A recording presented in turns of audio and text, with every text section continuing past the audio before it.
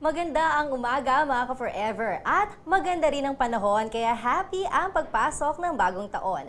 Wish namin sana ay tuloy-tuloy lang ang pagbuhos hindi ng ulan kundi ng biyaya all year round.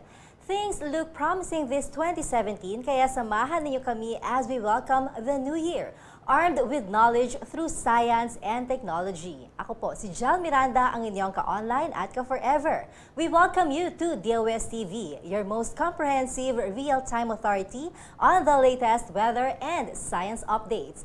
Remember that folks, it's DOSTv reporting live from Pag-asa Weather and Flood Forecasting Center. Ang DOSTv ay mapapanood ninyo Mondays to Fridays alas 11 ng umaga dito lang sa www.dostv.ph. At live na rin po tayo sa Facebook at facebook.com/dostvph. Kaya makisabay na rin sa live streaming namin. And for today's episode, isang geologist ang makakausap natin. And he will tell us more about the science behind volcanoes. May pasabog na scientific knowledge and information mamaya sa ating live talk, kaya abangan yan. And to get things rolling, alamin na natin ang lagay ng panahon sa araw na ito. Heto ng ating Pag-asa correspondent, Mr. Benison Estareja para sa ating ulat panahon.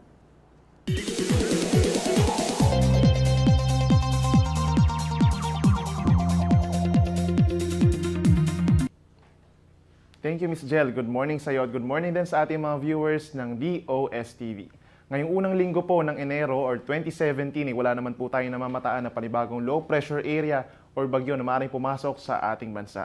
Sa ngayon po, northeast monsoon or amihan ang siyang nakaka-apekto, hindi lang po sa mga kababayan natin dito sa Luzon, kundi maging dito na rin po sa buong Visayas. Silipin muna natin ang ating magiging weather for Luzon kung saan mapapansin po natin maulap ang kalangitan pero mga maninipis lamang na kaulapan dito sa may Cagayan Valley and Cordillera Administrative Region, gayon din sa Aurora, Quezon and sa Bicol Region na nakikita po natin itong kaulapan na ito na nanggagaling pa sa North Pacific at ito po ay malamig dahil yan sa amihan. So asahan po meron lamang mga mahihinang pagulan at bahagyang maulap or mostly cloudy skies. Samantala sa mga kababayan naman po natin sa natitirang bahagi ng Luzon, kabilang na ang Metro Manila, bahagyang maulap hanggang sa kuminsan ay maulap na kalangitan, asahan pa rin po ang maaraw na kaulapan or kalangitan at meron pa rin mga pulupulong may hinang pagulan. Pagsapit naman po sa mga kababayan natin dito sa Visayas and sa Mindanao, kung mapapansin po natin, meron din mga kaulapan pero maninipis lamang dito sa may Eastern Visayas. Asahan po yan ngayong araw dahil sa epekto ng northeast monsoon. Habang sa natitirang bahagi ng Mindanao, bahagyang maulap hanggang sa kuminsan ay maulap na kalangitan, posible rin ang mga may hinang pagulan or pag-ambon. Sa mga kababayan naman po natin dito sa may Caraga, Davao Region and Soc-Sabgen, maulap po ang kalangitan ngayong araw, posible naman ang mahina hanggang katamtamang mga pagulan at pulupulong pagkidlat pagkulog. And then finally, sa natitirang bahagi ng Mindanao, bahagyang maulap na kalangitan sa buong araw and possible din ang mga isolated rain showers or thunderstorms. Ngayon, silipin naman natin ang ating magiging weather and temperature sa mga susunod na araw sa ating key cities ng ating bansa or key metros. Dito po sa Metro Manila, asahan natin fair weather naman po or magiging maganda pa rin ang panahon sa susunod na 3 araw simula po ngayon hanggang sa Friday. Ang temperatura natin, ngayong araw, 23 hanggang 32 degrees Celsius at pagsapit naman ng Thursday and Friday, nasa 24 hanggang 31 degrees Celsius. Ngayon, silipin naman natin ang ating magiging weather dito sa Baguio City, kung saan mapapansin po natin maulap pa rin dahil sa amihan ng iiral ngayon at bukas. At pagsapit naman ng Friday, mas magiging maaliwalas ang panahon, bagamat malamig pa rin po ang inaasahan natin na temperatura. Ngayon at bukas, asahan po 14 to 23 degrees Celsius ang temperatura, habang pagsapit ng Friday ay 15 hanggang 24 degrees Celsius. Sa mga kababayan naman po natin sa Metro Cebu, asahan din po ang bagyang epekto ng amihan dahil nga sa surge or paglakas nito, asahan ng temperatura 26 hanggang 31 degrees Celsius ngayong araw, at pagsapit naman ng January 5 and January 6, maring umabot ng 31 at 30 degrees Celsius respectively ang maximum temperature. And finally, dito naman po sa Metro Davao, kung mapapansin po natin, magiging maulap pa rin, hindi lang ngayong araw, kundi hanggang sa Friday. So asahan din po ang mga pagulan and posible rin ang mga pagkidlat, pagkulog. Ang temperatura natin ngayong araw at maging bukas, 24 hanggang 31 degrees Celsius at pagsapit ng Friday, posible ito na umabot hanggang 29 degrees Celsius lamang. Dahil po sa amihan or northeast monsoon ay meron pa rin po tayong gale warning sa northern seaboard of northern Luzon at maging dito rin po sa eastern seaboard ng Luzon at Visayas. Simula po sa baybayin ng Batanes and Calayan, pababa ng Cagayan, Isabela, baybayin ng Aurora, Quezon, baybayin ng Bicol Region, at baybayin ng Samar Provinces ay meron pong matataas na pag-alon, umabot from 3.4 hanggang 4.5 meters. So bawal munang pumalaot doon ng ating mga kababayan na nangingisda at maging yung may maliliit na sasakyang pandagat. Silipin naman natin ang ating magiging sunset and sunrise. Si Haring Araw ay lulubog 5:40 ng hapon mamaya at muli itong sisikat bukas 6:23 ng umaga. At mula pa rin dito sa Weather Forecasting Center ng DOST Pag-asa, ako po si Benison Estareja, reporting for DOSTv.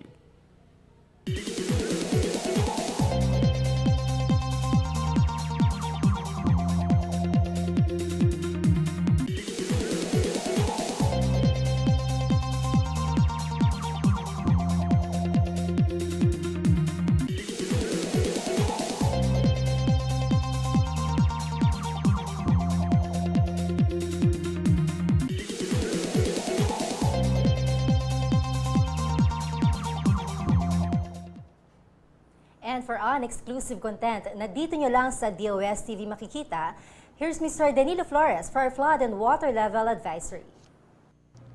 Magandang umaga, Jel, tsaka sa ating mga viewers at taga-subaybay sa DOSTv. Mula dito sa Hydromet Division ng Pag-asa, iulat natin yung ating kalagayan ng mga dams dito sa Luzon. As of 6 o'clock this morning, Jel, unahin natin itong Angat kung saan dito sa Bulacan ito, sa lower portion ng Pampanga River Basin. Tuloy-tuloy siya sa kanyang pagtaas. Papansin natin, mataas siya past few days. Pero last 24 hours, as of 6 o'clock this morning, bumaba na siya ng 22 centimeters. Sa San Roque Dam, ito yung nasa Pangasinan, San Manuel. Papansin natin, tuloy-tuloy siya sa kanyang pagtaas, bahagyang pagtaas. Nasa level siya ngayon ng 280.24. Ang ating Pantabangan Dam, upstream ito ng Pampanga River Basin, nasa Nueva Ecija, sa Karanglan. Nasa 206.3, bahagya siyang bumaba ng 0.05 meters in 24 hours. Ang ating Magat Dam sa Isabela, sa lukuyang bukas siya, Jel, nasa level siya ngayon na 193.08, pero bahagya siyang bumaba past 24 hours ng 0.02 meters. So, sa ating mga ini-issue na flood advisory, Jel, mapapansin natin dito sa buong Pilipinas, nasa Eastern Seaboard halos. Andito siya sa Region 5, may in-issue tayong flood advisory. Sa Region 8, sa Eastern Visayas. Sa Region 11, kung saan nababalita natin na may pagbaha itong nagdaang mga araw sa Caraga, sa ARMM at saka sa Region 12 sa Mindanao. So, ito yung mga lugar na inuulan sa ngayon dahil sa amihan at saka sa ating frontal systems. So, mula dito ulit sa Pag-asa, Hydromet Division, si Daniel Flores po ang yung taga-ulat. The Philippines is located along Pacific Ring of Fire, a vast Pacific Ocean region where many of Earth's earthquakes and volcanic eruptions occur.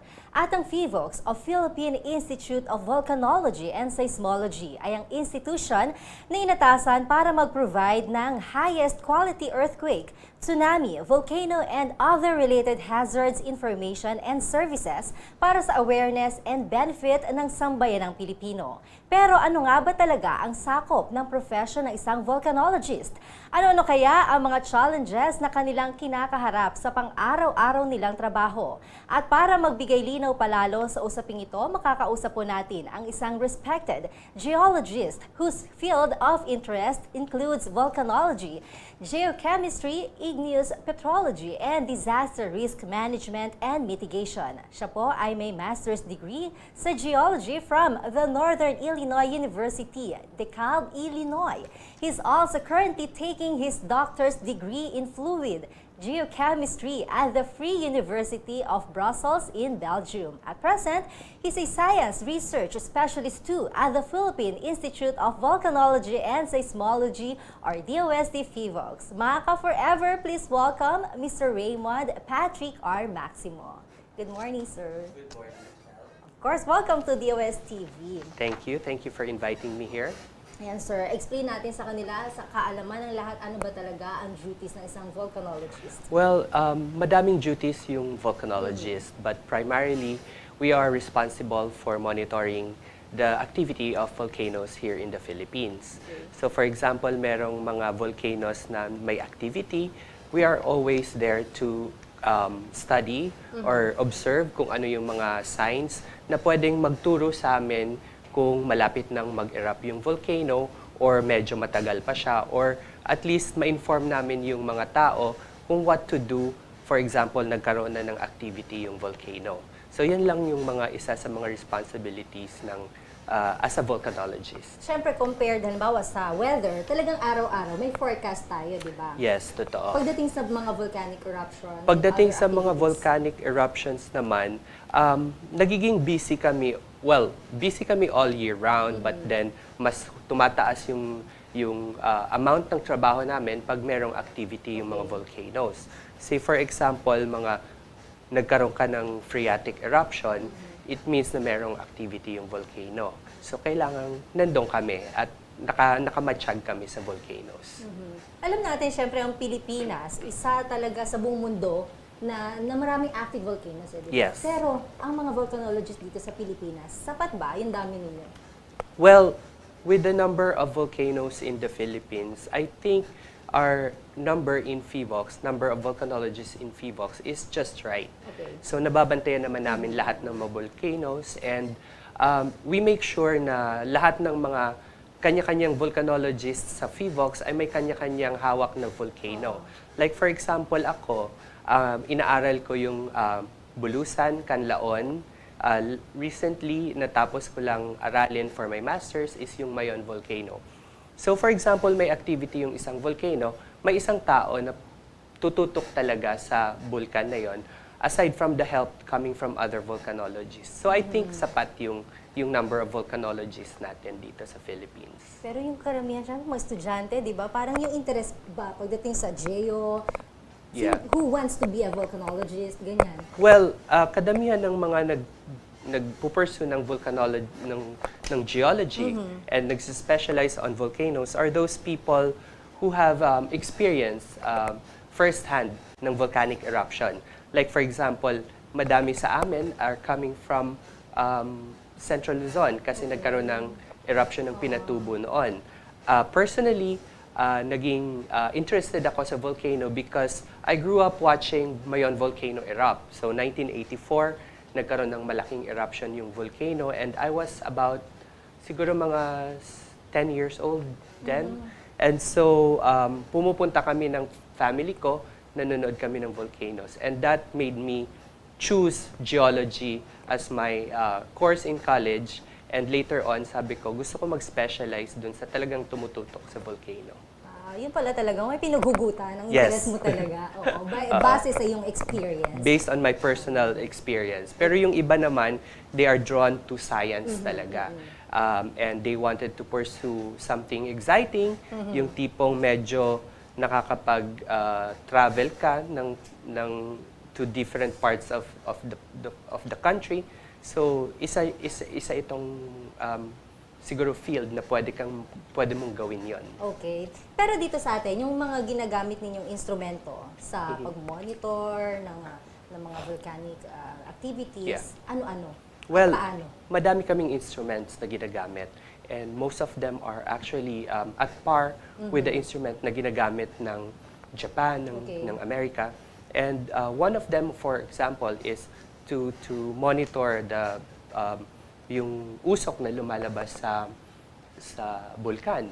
And we call it fly speck or mini DOAS, na minimeasure niya yung SO2 content ng volcano.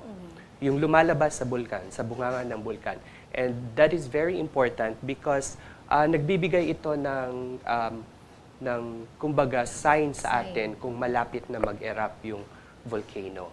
So with that simple machine, pwede nating sabihin na is it close to eruption or matagal pa ba yung eruption. We also have GPS. Yung GPS, ginagamit natin sa mga sasakyan, but we also use them dito sa pag-monitor ng volcano. So kadalasan alam natin yung GPS is yung mga handheld GPS, di ba? But in volcanology, we also use them to say, for example, makikita mo kung nagbo-bulge or lumalaki yung bulkan or namamagay yung bulkan. So makikita mo using GPS, yung mga signal ng GPS. So meron kayong mga satellite na nakalocate sa Well, bawat bulkan? Ganun Well, ba yun? we have monitors. Okay. We use other countries' satellite to monitor the volcano, but then we have our own kumbaga station na naka-stay dyan sa mga volcano para ikuha yung signal ng mga satellite. And with that, nakikita natin kung lumalaki or nagbabulge or namamaga ang bulkan or nagde-deflate siya. Ano naman yung PDZ or Permanent Danger Zone? Well, PDC, isa yan sa mga measures or mitigating measures na pinapatupad ng PHIVOLCS para maiwasan natin ang mga sakuna during an eruption. So, ang PDC or Permanent Danger Zone ay recommended danger zone na dapat wala doong nakatirang tao. It's permanent, so meaning wala kahit man settlement or kahit man anong siguro pwede mag-farming doon. But then afterwards dapat lalabas sa PDC yung tao kasi that is already been established na during an eruption doon pupunta yung mga volcanic debris.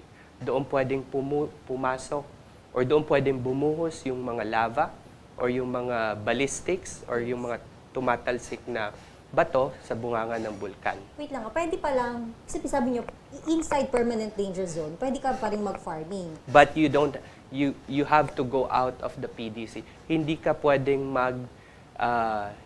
magstay permanently doon. Oo. But then hindi natin maiwasan because we know that volcano yung soil sa volcano Correct, are maganda. very fertile.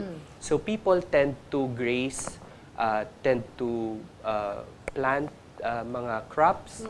So hindi natin maiwasan 'yon. So but we recommend na within the permanent danger zone, wala dapat permanent structure or mga bahay or tao na naninirahan doon. Kasi may mga communities na nakapaligid na doon, di ba? Kayo nga din, lumaki din kayo sa paligid ng bulkan, hindi ba? Pero that's malayo true. naman kayo sa permanent Malayo danger naman kami sa zone. permanent danger zone. And each volcano pala ay may kanya-kanyang permanent danger zone. Depende yun sa napag-aralan namin kung hanggang saan umaabot yung deposits or yung mga volcanic debris pag nagkaroon ng eruption. So, Okay. yun. So sa ngayon, may-monitor kayo mga bulkan, wala pa naman active or parang Well, possible na sasabog. Well, in any last moment. December 29 at 2:40 p.m., nagkaroon ng phreatic eruption sa Bulusan Volcano. Phreatic eruption is just parang, it's a steam-driven eruption. So parang umuubo lang yung bulkan. So I think one of the reasons why nagkaroon ng phreatic eruption is because we have a passage of Typhoon Nina. And nagkaroon tayo ng malakas na ulan sa area na yon. And of course, nag-seep through yung water and then possibly nag-hit sa hydrothermal system ng volcano. And then so yun, parang nauboy lang yung bulkan. So nagkaroon tayo ng phreatic eruption. So Bulusan right now is on alert level number 2. Okay. Ibig sabihin, alert level 2 ay? Oh, sorry. My mistake. Alert level 1. Level 1 lang. Level Kasi 1 level lang. 2 parang Yeah. di ba? Iba. Level 1 lang. Alert level 1. Okay. Yes. So, syempre kayo, bilang isang volcanologist, ang daming challenges na kinakaharap niyan. Yes. Ano yung pwede mong i-share na experiences mo na rin siguro? Well, first and foremost, always on the go kami pag merong not just a volcanic eruption, Yes. but for example, may earthquake. So parati kaming ready dapat na umalis or bumiyahe sa ibang lugar. And also mahirap yung trabaho na yon, but then kung talagang passion mo, mag-e-enjoy ka. So for me, I enjoy na being always on the go at being always dun sa scene na kung saan may volcano na nag-erupt or sa earthquake na nagkaroon ka ng earthquake. So yun, isa yun sa mga challenges. But then, I think one thing na maganda sa work namin is you get to travel and you get to meet a lot of people, a lot of locals, and you get to interact with them. So yun mas naha-highlight yung mga perks rather than the challenges in my own personal experience. Oo, di ba? Kasi syempre, pag sa yung bulkan, akit ka ng bulkan, mag-test ka, mag-take ka ng risk, di ba? Yes, Sobrang that's hirap. risk is part of part of our job. Yes. And especially pag nandun na, pag meron ng eruption, and we have to put instruments sa vulkan and we have to monitor the volcano. Paano makakatulong ang publiko, lalo na kapag nagbibigay na kayo ng information, pagka may volcanic eruptions na? Well, I think they have to just listen to the authorities. Kasi we at PHIVOLCS recommend what's the best for the people para maiwasan yung sakuna brought about by volcanic eruption or earthquake. So I think the best way is to listen to the local government authorities kasi doon namin pinapasa yung recommendations namin because we only can recommend. We cannot impose, say for example, umalis kayo dyan sa PDC. Yes. So it's the local government's duty to tell the people. So I think all they have to do is listen to them and follow their say advice kung kailangan nilang umalis or kailangan nilang magstay pa doon. Kanina may mga nabanggit na rin kayong ibang factors kung bakit sumasabog ang bulkan. Kanina nga, di ba, due to typhoon, Yes. other signs, kayo lang nakakakita. Pero ang publiko, paano namin malaman na sasabog ang bulkan? Well, o anong dahilan kung bakit sumasabog ang bulkan? Yes. One thing that the public can probably see or watch out for a volcanic eruption is, for example, nagkakaroon ka ng mga small earthquakes sa paligid ng bulkan. That is a sign na merong activity sa volcano. So, pwede rin yung, say for example, lumalakas yung usok. So, it could possibly mean na tumataas yung activity ng volcano. And also, if they have wells around the volcano, minsan nagda-dry yun kasi nahihigop yung tubig ng thermal system. So, pag nag-dry up yung wells mo, it's possible na magkakaroon ka ng activity sa volcano. We've observed some few instances, for example, sa Mayon Volcano, nagbababaan po yung mga hayop. Oo. Kasi siguro Yun. naiinitan sila, and so nung pag naiinitan sila or something na nafe-feel din nila, sensitive kasi yung mga animals nagbababaan po yan. So, sign na yun. Some people from Mayon Volcano area na sinasabi nila na nangyayari talaga yun before a volcanic eruption.